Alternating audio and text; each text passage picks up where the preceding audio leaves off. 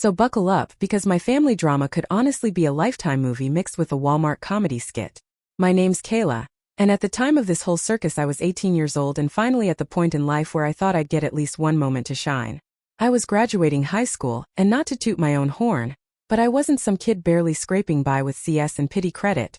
I had a 4.0 GPA, I played varsity soccer, I was in the National Honor Society, and I was going to be the very first in my family to step foot into a college classroom. It was supposed to be my day, the one moment where all my hard work paid off. Instead, it turned into a masterclass in how far my parents would go to keep my older sister Ashley on her golden pedestal. Now let me introduce the cast of characters, so you understand the level of nonsense I was dealing with. My mom Linda, 45 years old, the kind of woman who pretends she is selfless and fair, but really lives to make excuses for Ashley. My dad Mark, 47, a man who thinks logic is his superpower when really it is just cowardice wrapped up in fake wisdom. And then of course Ashley, 20 years old, our family's golden child.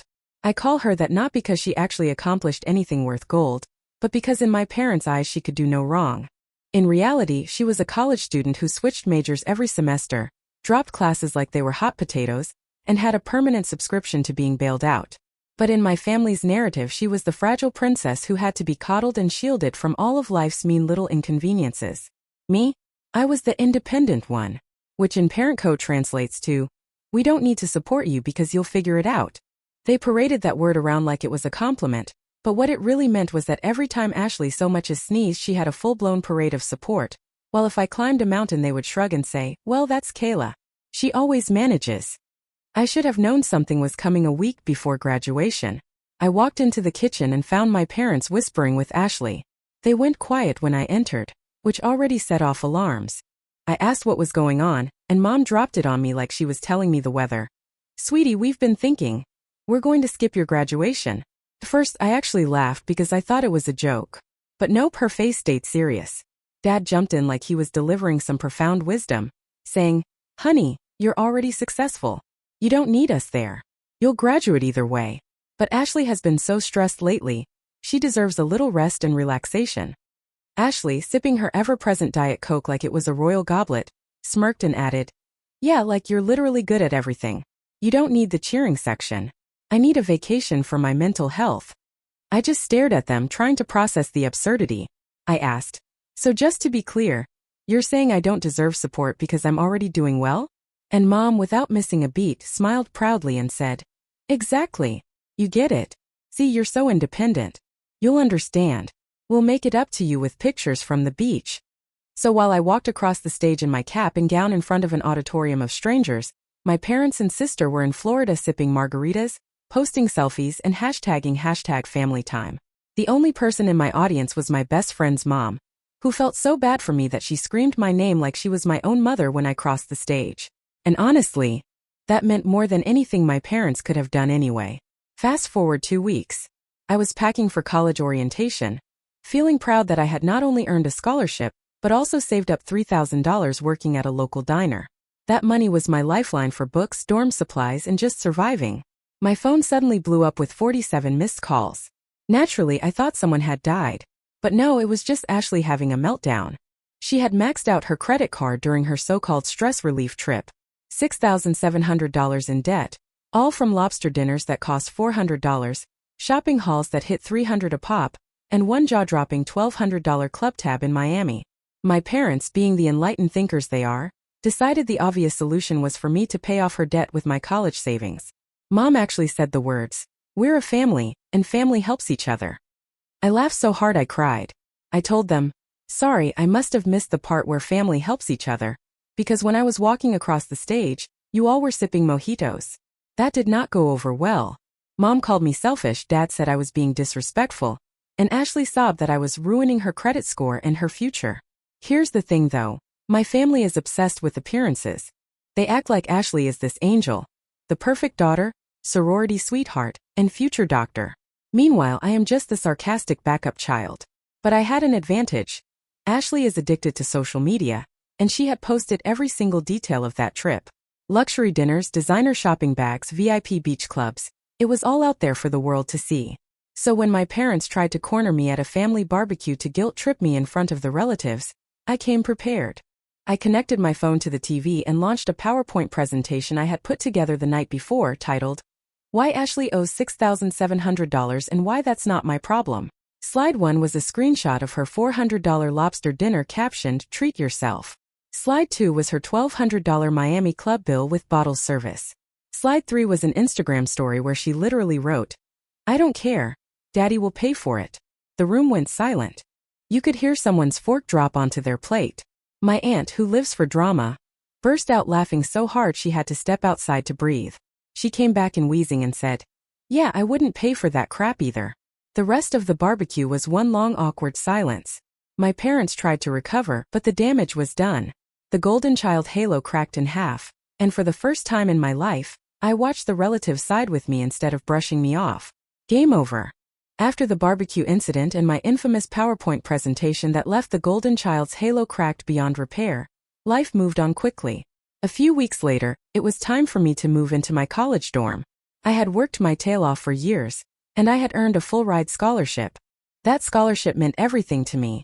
It was my ticket out of the family circus, my chance to finally build something for myself without constantly being compared to Ashley or shoved into the role of the independent one, who needed nothing. When the day came, I thought naively that my parents would at least want to come with me. It was one of those big milestones you picture growing up.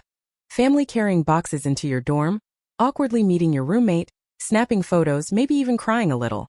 Instead, when I mentioned move-in day, my mom brushed it off and said they would not be able to make it because they were busy driving Ashley back to her sorority house. Of course, she needed help hauling clothes and decorations back into her room, like she was moving into a Beverly Hills mansion instead of a dingy Greek row house. It stung, but at this point I was not even surprised. So I did what I always did, I figured it out. My best friend and her mom showed up with their car loaded, and together we carried my things up 3 flights of stairs in 90-degree heat. My roommate's family was there in full force, bringing snacks, bedding, and even a fan to cool the room down. I smiled and introduced myself while carrying the last box, sweaty and exhausted, trying not to let the hole in my chest show. But the truth was it hurt. While other kids had parents setting up fairy lights and making sure their desk was organized, mine were unloading Ashley's collection of crop tops and neon party dresses across town. Still, the moment I unpacked and set my own little space up, I felt something click. For the first time, my future was entirely in my hands. No one could claim credit for this. No one could take it away. Meanwhile, Ashley's perfect little sorority life had started to unravel. After the barbecue, her reputation in the family took a hit. She had maxed out her card, and my parents had been forced to stop swooping in with blank checks because everyone had already seen the evidence. Ashley was backed into a corner. The solution? For the very first time in her life, she had to get a job. Not a cushy internship with daddy's friend. Not babysitting a neighbor's kid for quick cash. An actual part-time job. She put in an application at Starbucks and got hired as a barista. The irony of it was almost too perfect. Ashley, who could barely microwave mac and cheese, was suddenly forced to memorize drink orders with 15 modifiers, deal with angry customers who could not function without their oat milk lattes, and scrub floors when her shift ended. She posted about it constantly online, turning her hard-working barista era into an aesthetic, but everyone knew the truth. She hated it. She had never been told no in her life, and suddenly she was at the mercy of managers, schedules, and the kind of customers who think screaming about the foam on their cappuccino is reasonable.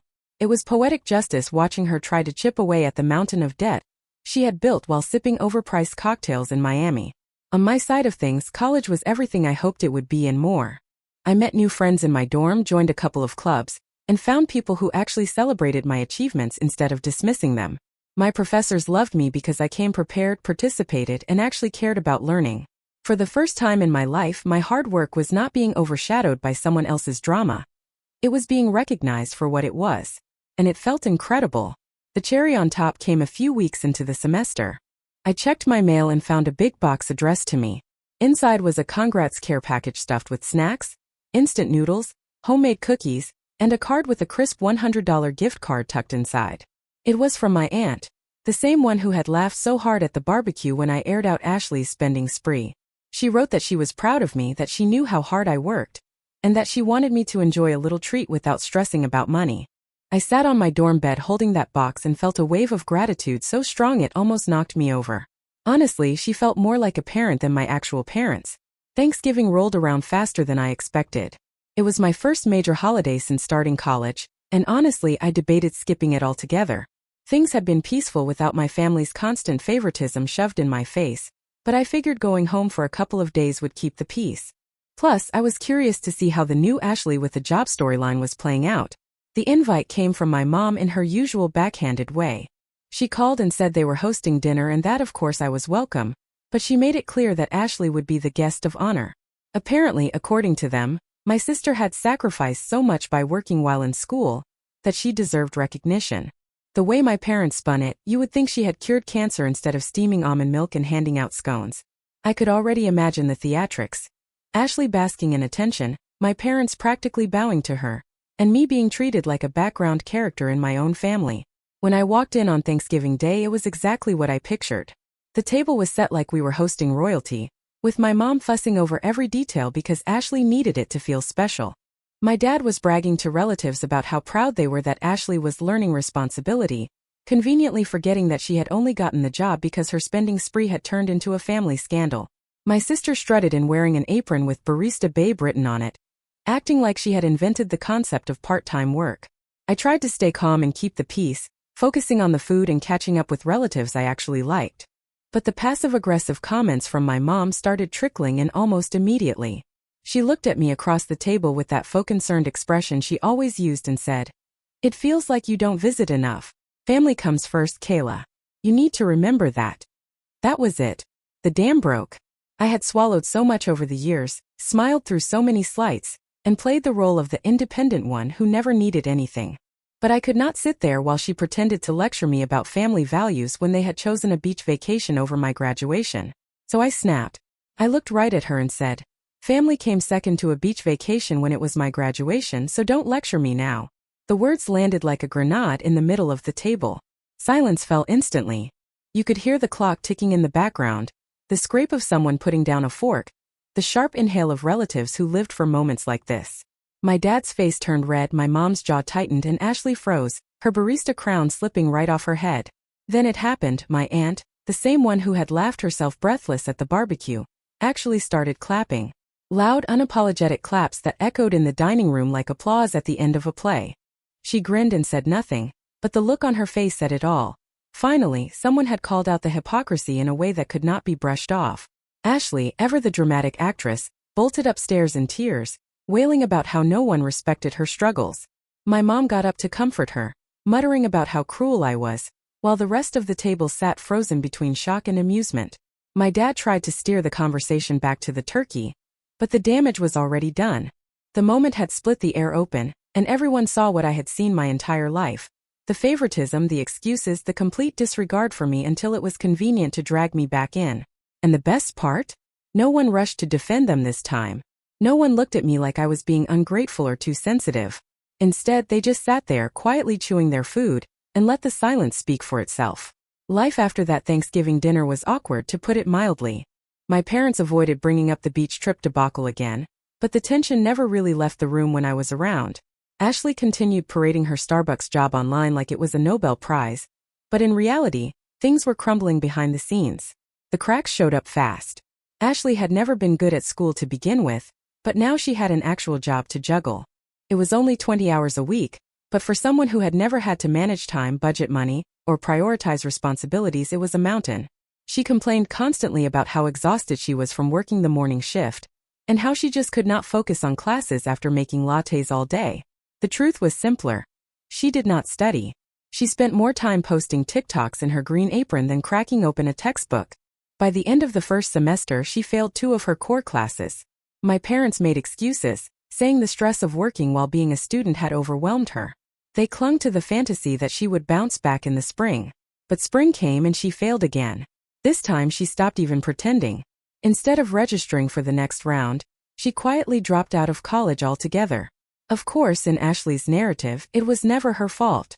She announced to the family that her Starbucks job had stolen all of her time and energy, that she was basically set up to fail. In her mind, the fact that other students managed full-time jobs and passed their classes was irrelevant. Ashley was unique, special, too delicate to be expected to grind through late nights and exams. My parents naturally scrambled to protect her. Their new plan was for her to recalibrate by enrolling in community college. They pitched it as a fresh start, a way for Ashley to find herself again. But here's the kicker. They wanted me to help her get there. They begged me to walk her through the application process, sit down with her to plan her schedule, and worst of all, contribute financially. See, because I had a full-ride scholarship, I got refund checks for the leftover money after my tuition and fees were covered. It was not a fortune, but it was enough to help cover books, supplies, and maybe a few extras like food when the cafeteria food made me want to cry. My parents latched onto that money like vultures. They outright told me that the responsible thing would be to let Ashley borrow some of it to cover her community college tuition. They framed it as helping family, as if I had been living in some alternate reality where family had ever shown up for me. I sat there listening to them, remembering how they left me to walk across the graduation stage alone, while they sipped margaritas on a beach. I thought about how Ashley had burned through thousands of dollars on lobster dinners and cocktails, and then sobbed when I refused to bail her out. And now they wanted me to dip into the money I had earned through years of hard work, just so she could play pretend at being a student again? No chance. I looked them dead in the eye and said that I would rather light my money on fire. Graduating college felt like stepping out of one life and walking into another, and honestly, it was the sweetest kind of full-circle moment. 4 years of grinding through late nights, group projects that felt like babysitting, and professors who thought their class was the only one that mattered. It was finally worth it. I was graduating with honors, top of my program, and I had a job lined up in marketing making $72,000 a year right out of school. For a kid who had grown up in a house where achievements were dismissed or overshadowed by the golden child's latest crisis, this was proof that I could build a life on my own terms. My graduation ceremony was everything my high school graduation wasn't. This time, the cheering section was small but mighty. My aunt was there, the same one who laughed her head off at Ashley's expense during the infamous barbecue and clapped during Thanksgiving when I snapped back at my mom.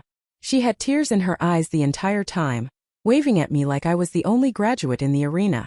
My best friend, the same one whose mom cheered for me at my high school ceremony, was also there, screaming so loud that I swear her voice echoed off the rafters. Together, the two of them nearly broke the speakers with their support, and I cannot describe what it meant to look up and see them jumping, clapping, and screaming my name when I walked across that stage. And my parents, they did not show up. Their excuse this time was that Ashley was having a hard day, and they needed to be with her. A hard day. That was their reason for missing one of the biggest milestones of my life. The difference now was that I did not care. Not even a little. I had my real supporters right there with me, and that was enough. I had stopped expecting anything from my parents years ago, and all their absence did was prove that I had been right to stop. Meanwhile, Ashley's life had spiraled into something that looked like a cautionary tale. She was 24, broke, divorced after a whirlwind marriage that ended faster than one of her TikTok career updates, and still living at home. She had tried out more identities than a chameleon. First nursing, which lasted until she realized you actually had to study biology, then real estate, where she posed in suits for headshots but never sold a single property, and now her latest delusion was becoming an influencer. She was posting makeup tutorials with cheap drugstore products, and tagging random brands hoping someone would notice her. My parents, of course, were still in denial. They acted like she was figuring things out, and just needed a little time. But here's the thing. The best revenge is living well. While Ashley was spinning in circles, I had my degree, my independence, and a real future ahead of me. I had built everything she and my parents had tried to diminish, and I had done it without their support. I knew that no matter what excuses they came up with, no matter how many times they tried to elevate Ashley while ignoring me, they had already lost me in the process. They chose not to celebrate me, and in doing so, they lost the chance to be part of my wins. As for the future, I see it clearly. I will grow in my career, travel to the places I dreamed about when I was a kid stuck in that suffocating house, and surround myself with people who actually clap when I win. I will keep my circle small but loyal, filled with people who show up not because they have to but because they want to. My aunt will always have a place of honor in my life, because she showed up when it mattered. My best friend too, because she proved over and over again that real family is chosen. My parents? They will continue to coddle Ashley and pretend that her every failure is just a bump in the road. And Ashley will keep reinventing herself until she either finds something that sticks or runs out of excuses. Either way, that is not my battle to fight. I do not owe them my money, my energy, or my presence. I built this life without them, and that is exactly how I will keep moving forward. So to anyone listening to this story, whether you are watching it unfold on YouTube or imagining it in your head, the moral here is simple. Blood might make you related, but it does not make you family. Support, love, and respect make a family, And if you do not get those at home, you go out into the world and build your own. That is the real victory. And that is the end of my story. Thank you for sticking with me through the chaos, the drama, and the moments that felt like a Walmart comedy skit crossed with a Lifetime movie. This was the last update, and honestly, I could not have asked for a better ending. Goodbye, and remember, sometimes the best revenge really is just living well.